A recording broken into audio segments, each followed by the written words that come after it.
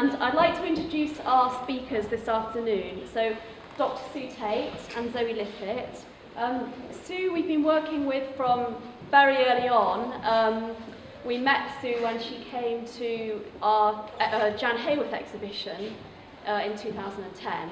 And at the time, we were interested in putting on an exhibition of Pauline Boty's work, but we really didn't know if it would be possible because the work was in so many different parts of the world and whether it would even be possible to trace some of these works. So we worked with Sue, who had made Pauline the subject of her PhD, and she has her research has really underpinned the exhibition and the book that accompanies the exhibition. So we're really indebted to her for her involvement in the exhibition. And Zoe, some of you will know, she was our exhibitions curator here and was involved during the early stages of the exhibition working with Sue and developing the contents and the interpretation and how the work was going to be presented. And she's since moved on to another role at Walsall Art Gallery, so she's now a curator of exhibitions at New Art Gallery Walsall. But we're very pleased that she's back here this afternoon to take part in this event. So I'm now going to hand over to them, and they're going to talk a little bit about the exhibition and the work that's on display. Thanks, Margaret. Okay, this exhibition follows in a line of in-depth one-person shows that have been developed by Wolverhampton Art Gallery since around 2008-2009, and they spotlight underrepresented artists associated with British and American pop. The exhibition itself surveys Boty's short but prolific career from her early work, which we're standing around here, through to the development of her mature pop voice.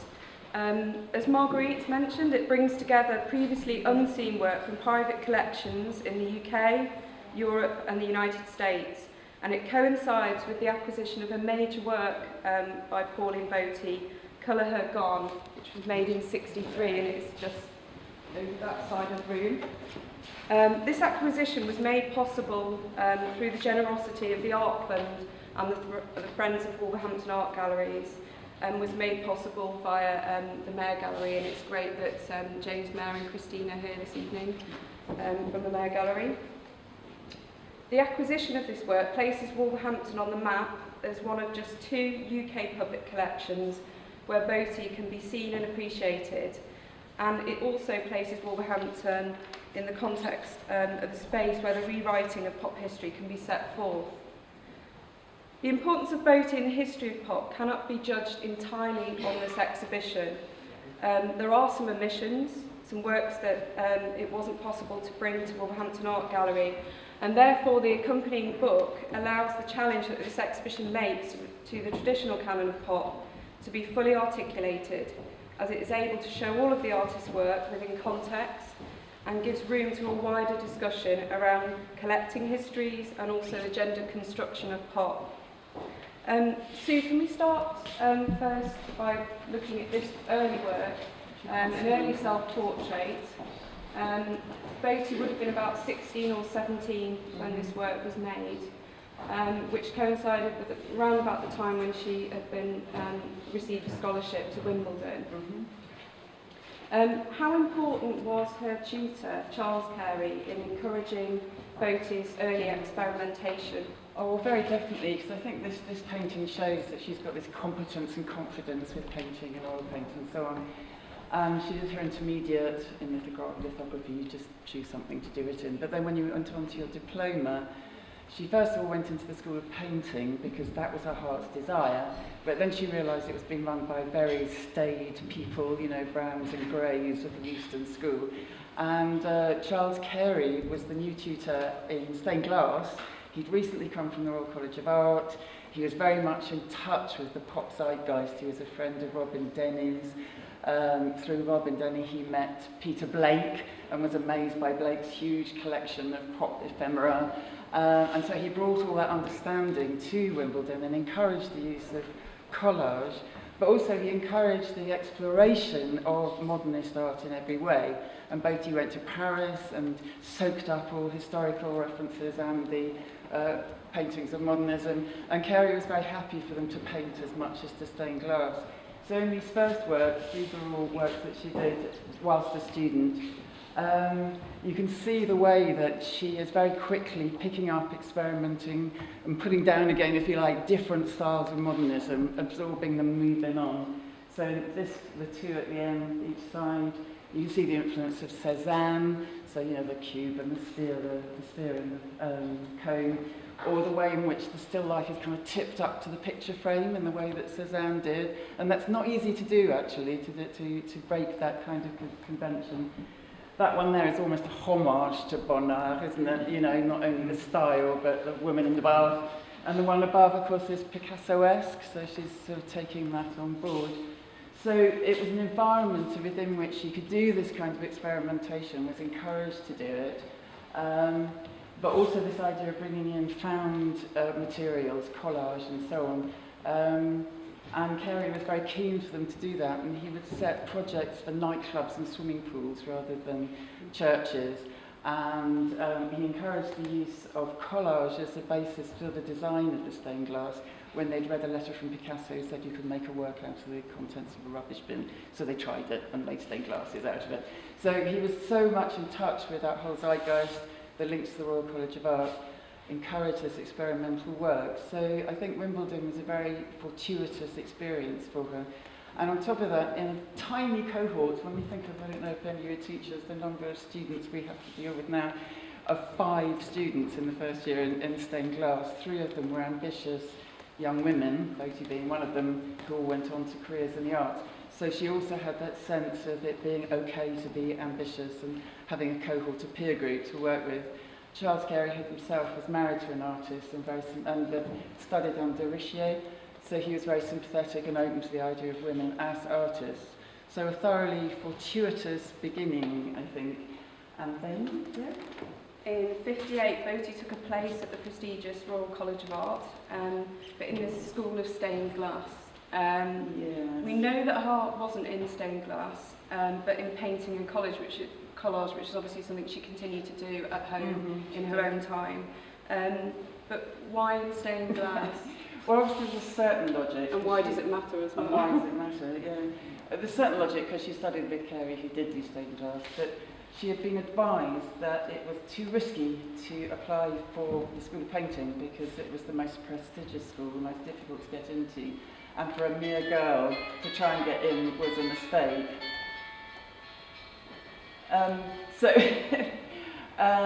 And interestingly, her brother Arthur told me this, that she had been advised to do this. But that she was a bit fed up about it. But on the other hand, getting into the Royal College at all was very prestigious and worthwhile exercise. And interestingly, in 1958, when she was applying, 32 students graduated from painting. Only 8 of them were women, and 4 of those 8 women got first-class degrees. So I think we can see that, and there's plenty of other statistics of that kind, that by the college's own standards, you had to be better as a woman than the men to get in. And so the advice was probably good, and she did get in, and she did study stained glass at the Royal College of Art. But why it mattered was that the maelstrom, the centre, the hub, the exciting place for pop art, was in the School of Painting. That's where Hockney and Boucher and all these people were.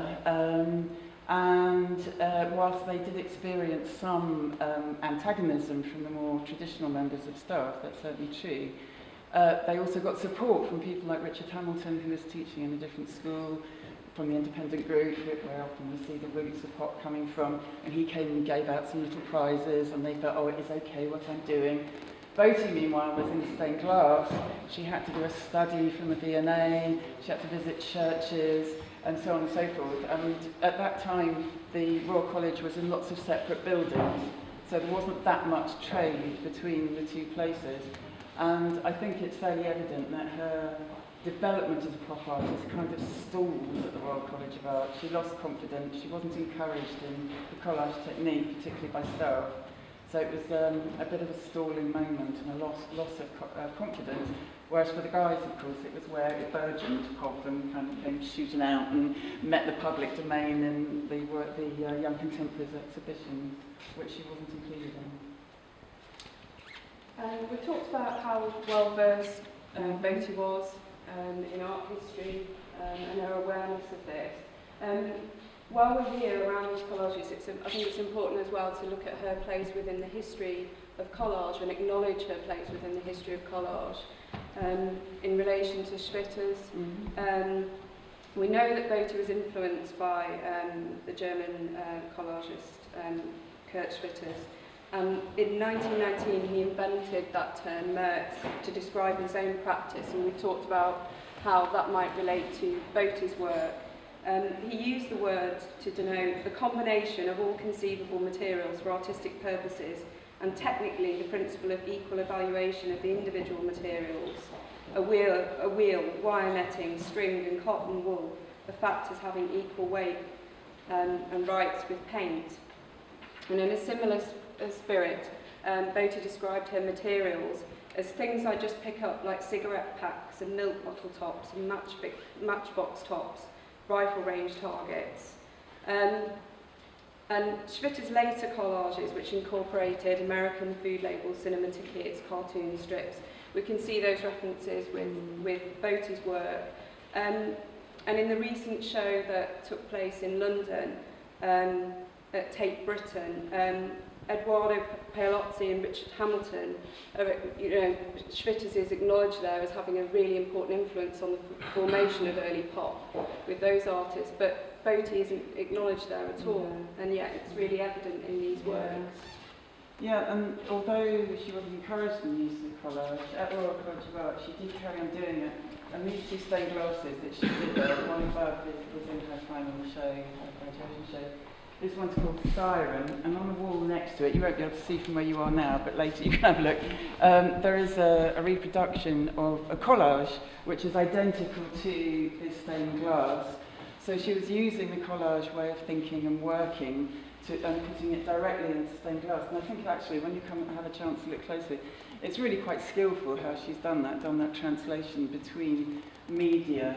So that was ongoing, although she wasn't getting the support and encouragement that she might have had if she was in school of painting. But the other thing I think is quite interesting is in these works is the way that she's drawing on Freudian symbolism. She talks to Ken Russell, who made the film Pop Goes the Easel in the pre-production interview. She talks about this one and says, it's all about sex really. You know, the bananas and the hand in its rigid armour and the fountains, they're all phallic symbols. And of course behind, I don't know if you can see from where you are, there's this big mannerist doorway here, which is taken from the garden of the Count of Bolzano. But it's a particular door with a great big open mouth, which sort of runs through the thinking of surrealism. Dali and Copte talked about it, all that sort of stuff. So we can also see her in a sort of tradition of surrealist feeling and thought, and she's very interested in dreams. And we see that in this one, with this dreaming woman floating over a cityscape with roses, which we'll say some more about in a moment. Yeah. Probably a good point to move to. Well, first of all, this one? Yeah, this one. So this is one of the first, sorry, it's a bit difficult for you to see and you're going to have to stand on your back legs rather than but this one is one of the earliest ones where we see the iconography of the manicured hand and the red and the rose appear. And it's going to crop up later, we'll see it as we go round. And lace. Yeah. Which recurs throughout the exhibition. Yeah, as this deliberately feminine reference that she used, maybe to her disadvantage at the time. Yeah. So these are the main run of collages. I think you were going to say something about yeah. So in one down there, it's a good example of where she's bringing together this pink lace and appliquing it straight on, which is a very deliberate feminine reference. But what we're also seeing there is an advert, hair dye advert. So you have the same four faces, but with a different colour curl on each face. And I think she's very much referring to the kind of constructions of identity for the fashionable, popular young woman, you know.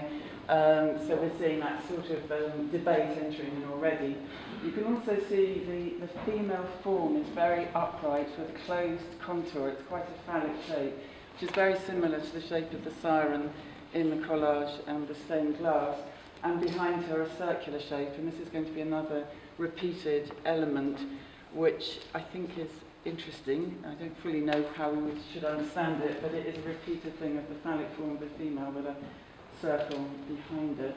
And we also see things like the manicured hand cropping up more and more, taken from adverts, of course, but she's mixing it with low culture, high culture, so low culture adverts, and these are the muscular figures from the Tivoli fountain in Rome. And she talked about wanting to get the dream sensation into collages, and of course with those big juxtapositions of scale and odd mixtures of iconography, you can get that kind of strangeness. And she talked about wanting to capture that moment just before something has happened. And she said it was like science fiction movies, when something's about to happen and you're ready for the jump. And she said of this one, there's that hand that's both kind of blithe and just fiddling with these muscular figures. But maybe it's going to come crashing down, and these happy people below will be crushed and it'll all be destroyed. And in this one, again, we have, if you can see one, we do again have the manicured hand, this time with secateurs, and this is going to crop up later. And she talked about this as the other sensation of when something awful is happening and nobody takes any notice at all. So these children are being lifted up into the air, possibly having their heads severed, and there's just people, grown-ups down below, just in the garden chatting and taking no notice. And it might possibly refer back to when she was 11 and her mother succumbed to life-threatening attack of tuberculosis, and until the wonder drug came along, it really was fearful that she would die, and it was a very disruptive time in their lives. So that might be referring to that. Boty's daughter, who was actually brought up by her grandmother, Boty's mother, the daughter wrote about the grandmother's beautiful manicured hands. So I think we can see sort of layers of biography kind of coming in here. And then as Zoe said, the cigarette packet, the matchbook is down here, and that one over there called Picture Show. There's a whole load of different references, which I analyse in the book, including some Freudianisms like Beethoven's pen about to dip into an inkwell. But again, we get this rather nice mixing of high and low culture. So we've got Proust then, and we've got Marilyn Monroe. So it's not an either or, it's an and also. And that high and low reference is also present in this work as well. I wanted to ask you how much access you think Boty would have had to both female artists but female role models while she was at the RCA. Because we know that Sonia Delaunay, which is a clear influence here, showed in London in 1961, so she probably would have seen that exhibition. But could you talk a little bit more about I her think access to that? Delaunay, and Jane is here, Pauline Boty's friend, and Jane also pointed out to me that Delaunay was one of the very few women artists that the students actually knew of, and she had exhibited widely. She'd been with her husband, sort of founder of Orphism, which was a very colourful form of Cubism, so definitely influenced. But again, the institutional sexism of the Royal College of Art comes into play, because there were so few role models for girls.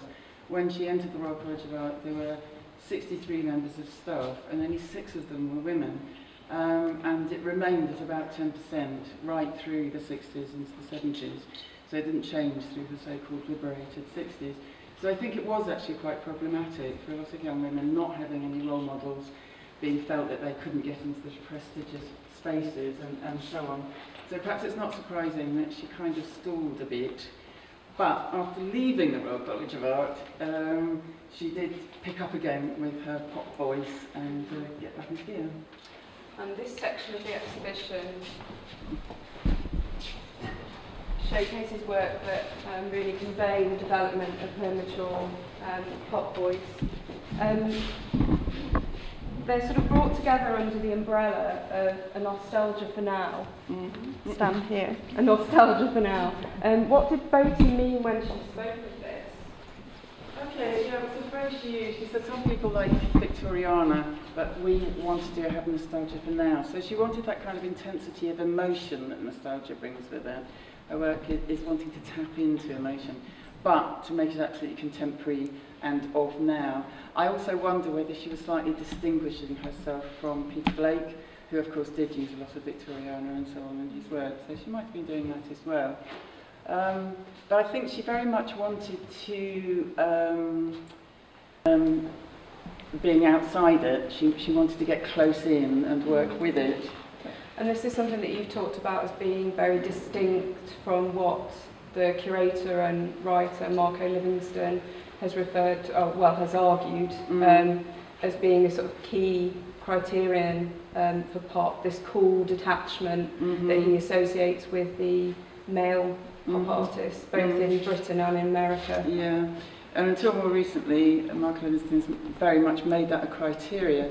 And of course, women are differently positioned in relation to mass culture, and that's not an essentialist, it's a cultural argument, because mass culture speaks differently to women than it speaks to men through advertising and movies and pop songs and so on. And as a woman, I think she was very differently positioned than the men and wanted to talk about the pleasures that women did and do have within mass culture and be embedded in that. So what we start seeing in these paintings, which I think is great fun, is that she starts breaking open abstract paintings, because she's made more than this one. There were quite big ones that we weren't able to bring here. It's almost as though she's kind of sliding them open and going past this sort of abstract flat surface that the critic Greenberg said was the only kind of respectable art at the time. And she's gleefully sort of splitting it open and going through into the emotional space of popular culture. And in these three examples, of course, it's Marilyn Monroe each time. And if this is the one that belongs to the Tate, it's the only one that Tate has brought, the only blonde in the world. And we can see this centre just being kind of slid open, and we glimpse through, and we see Marilyn Monroe, as Boty herself puts it, all dazzling, hurrying along. And unlike a lot of pop art, which did stay very much on the surface, of quite a closed, slick surface, she likes taking you through into this imagined sort of space beyond that pictorial surface. And what's quite nice, and you'll be able to look later, is in that showcase over there, you can see a Life magazine that has the film still from Some Like It Hot, on which this painting is based. And then another Life magazine next to it, which writes about Pauline Boty and reproduces this painting, and then you can look up and see the painting. And part of the point that we're making here is that how embedded she is in mass culture. So she takes it from, she reappears in, she's completely sort of interwoven with mass culture, and very much wants to show the experience of the fan. She talked about how pop art colours the myths of the stars. And she says, if we attach our hopes and fears to the stars, then we are no longer alone. And I'm stressing we and our, because you can see the way in which she's identifying with the fan, rather than wanting this cool detachment, which is seen very much as what pop should be. I think what we're seeing here, though, which what makes this exhibition so exciting, is we're seeing something that enriches pop. You know, there's nothing wrong with that detached, analytical, looking at the means of reproduction type painting, but this is offering something else, the experience, the emotional experience of the fan. So this is sort of brought to life, the mix of colour in the legs, the yellow in the hair, the sort of futurist type movement on the leg, to enliven it, give you the shimmy of the hips and the flounce of the tassels, just in a way I think that fans of pop and film will stick pictures on the wall and bring them to life with their imaginations. It's a really embodied and emotive experience, and I think it's what she's trying to convey. And Boty definitely identified with Marilyn Monroe really, really strongly. And this one's called Colour Her Gone. And on the wall here, when you can come round later, what you can see is what the image that she based this particular one on, which is Town magazine, which is in that showcase. But here's a photo of her taken in '62, I think, where they're almost indistinguishable. They look so alike and so like the painting. So there's this tremendously strong sense of identity with the Marilyn. And this one's called Colour Her Gone, and it's her response to Marilyn's death. And apparently she was really devastated when Marilyn died, broke her heart. And it's almost like these grey stellae are sort of closing over her. but behind we see the red roses, which increasingly come to represent female sensuality and sexuality, and a red corsage on her front.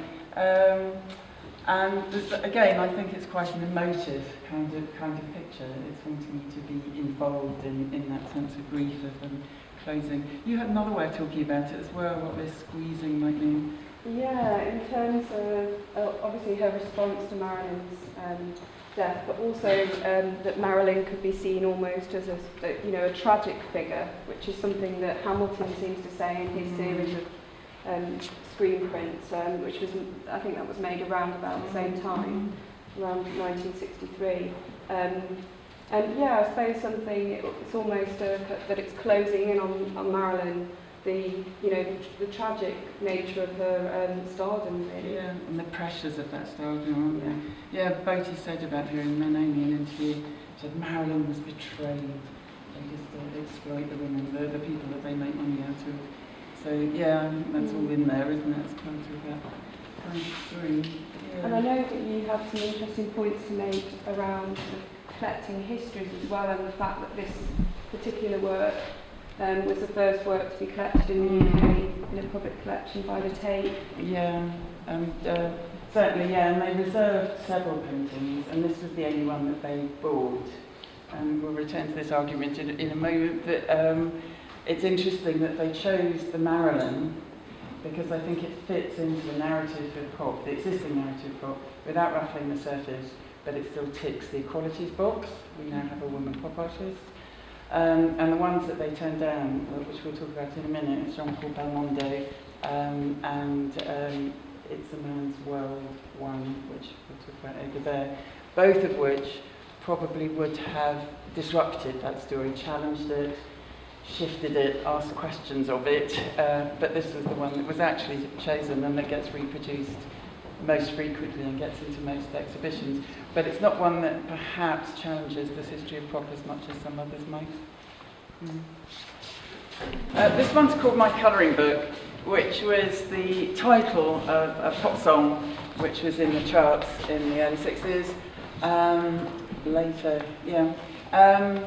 And what she's done here is just do a sort of literally transcribes the lines of the song onto the canvas in Letraset, and then in a kind of painted collage effect, she illustrates each of the lyrics as it goes along. And of course, My Colouring Book, she, in rather a nice way, brings the metaphor to life by actually painting it. But I think what's interesting in this one, and we'll see more of it, is the way that she passes found media images through a painterly sensibility. And I think this is a genuine contribution to the visual language of pop. That she's saying, all the time she's letting you know that these are mediated images.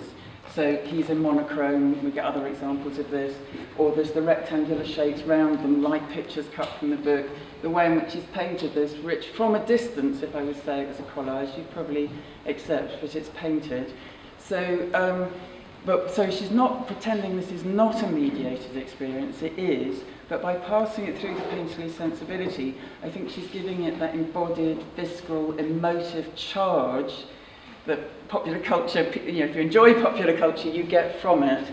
So again, as I'm saying, it's adding something to pop, another bit of visual language, communicating a different positionality that might be seen as more female than the detached pose of the men.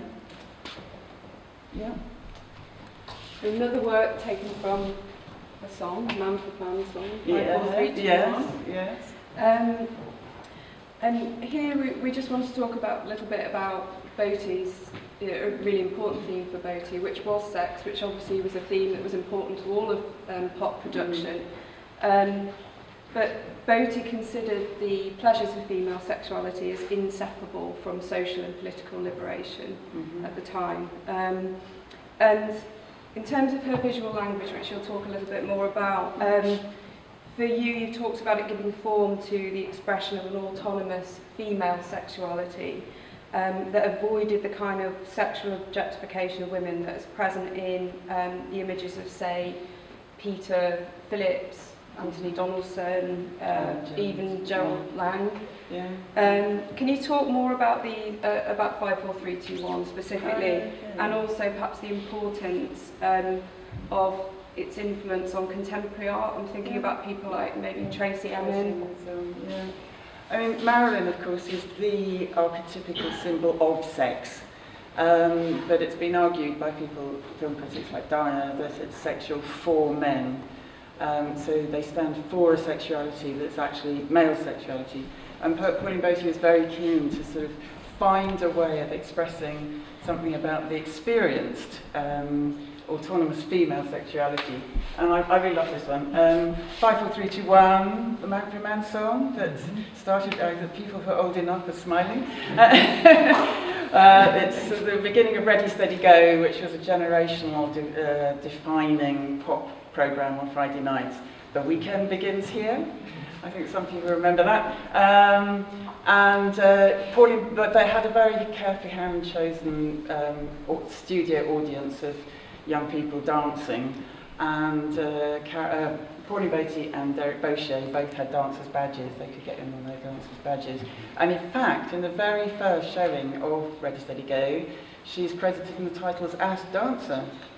So again, the sense of being absolutely embedded in the pop culture experience. So we've got the fairground letters, a bit like Blake, and then she's absolutely talking about this pop experience and also the sexual anticipation that it engenders. So on the banner over here, it says, "Oh for a fa." And this was really transgressive at the time. 2 years later, Kenneth Tynan said "fuck" on television, and questions were asked in the House. So to do this in a painting, and yet there was no response, there was nothing written about it, nobody talked about it. It was almost as though it was so transgressive it couldn't be seen, couldn't be heard. That didn't really happen. Anyway, then she takes us again into pictorial space. We're taken deeper into the pictorial space. And this could be the presenter of Ready, Steady, Go, Cathy McGowan, although actually I think it's too early. But, and she's this Dionysian laughter of the girl involved in pop music.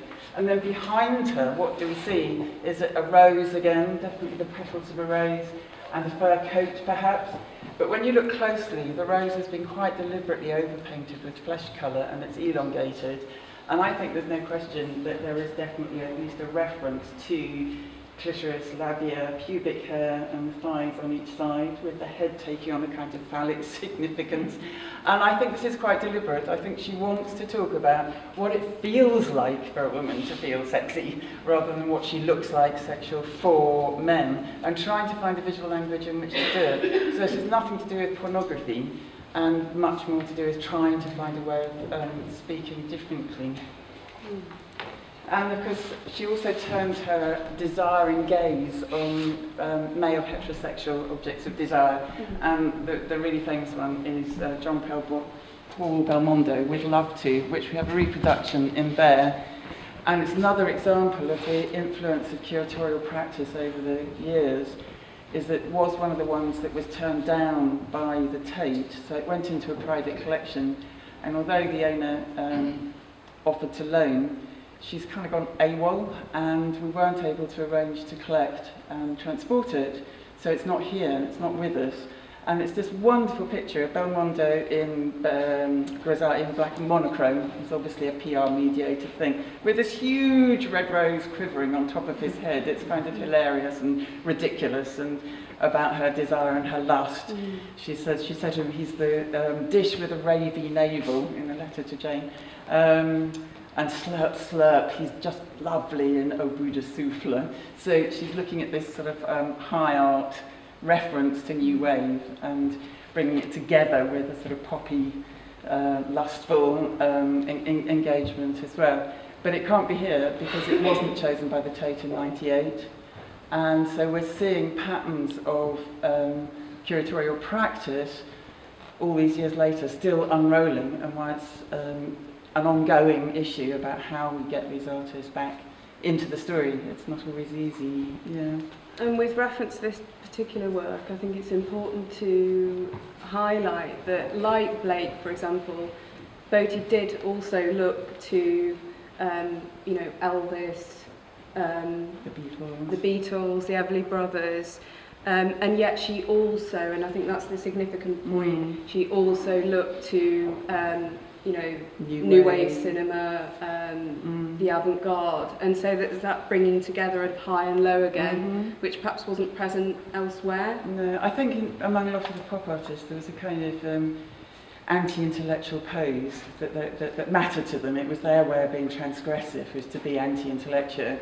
Whereas, of course, women hadn't actually been accepted terribly much as intellectuals, and so they weren't ready to rescind that. But I think also she was prescient, she was ahead of her times, because, of course, that's very much part of the postmodern landscape, to collapse high and low cultural boundaries. And behind you, some of you over there, is Monica Vitti, who is another new wave film star. Boty was very knowledgeable about film. She really knew her stuff. So when she went to see a Mastroianni or these new wave movies, she understood about cutting and framing and the avant-garde interventions. And most of her friends said that if she had lived, she probably would have gone into filmmaking, but she died too young, so she never got behind the camera. We have about how many minutes? 5-6 minutes. 5-6 minutes. We've got to do all this lot. We'll just move to the final strand of the exhibition, which brings attention to the feminised political critique that runs throughout Boty's work. We know that Boty was very politically engaged, particularly in sort of New Left politics. Can you talk a little bit more about that, and also sort of a claim that you've made, which that Boty was somehow, you said, somehow ahead of her time in her grasp of gender politics. And how do we know, and how can we justify that, looking back from today, from a sort of postmodern kind of standpoint? Well, to take the New Left politics first, she went on CMD marches. She was involved in something called the Anti-Ugly Action, which involved demonstrations. She was definitely very much into that. Cuba, and this painting is called Cuba C, which makes a lot of references to Cuba. Cuba was both kind of embodied the hopes and the fears of the New Left, the hopes for the little enclave fighting Great Big America, but also the fears of nuclear devastation with the Cuban crisis.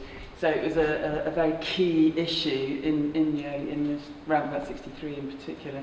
And we get the shape, again, this sort of closed phallic shape of the female form. She could always be the siren in modern dress, and again with the circular form behind her. So this repeated thing.